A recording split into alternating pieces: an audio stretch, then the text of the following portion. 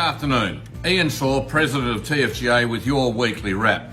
Well, back home, thank goodness, after 2.5 days in Canberra at the National Farmers Federation Annual General Meeting and the Members Conference. I've got to say that the federation-style process that we've got with the National Farmers Federation and the state bodies under works very, very well.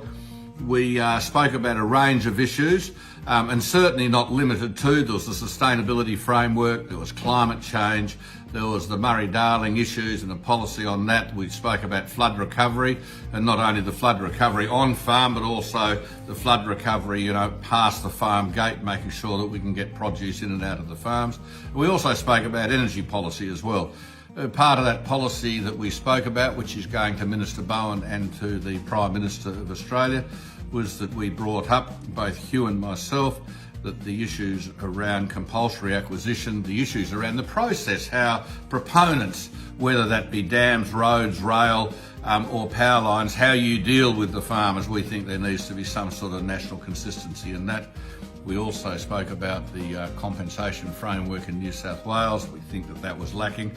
My personal view is that it is very much lacking in Tasmania, where the price of land per hectare is much, much higher than many other states. And of course, not only that, we have very, very high value costs. There's also a lot of discussion around the enormous increase in electricity charges. There's increases in fertiliser, the parts, there's supply chain blockages and disruptions. And I think everyone has to remember that, yes, that does really affect what's happening on the farms, and it's making many farmers think about what they're doing, but it's the whole supply chain where these energy charges are affecting the produce and the manufacturing and the transport.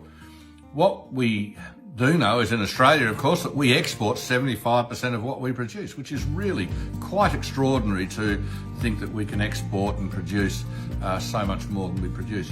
However, if we as farmers are going to stay competitive on the international stage, then we want to make sure that our costs are down.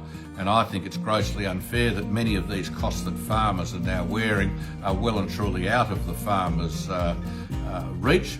They're nothing to do with the farmers. These are government policies that are creating this, or indeed issues like the Ukraine war that's happening at the moment. So we need to keep an eye on that.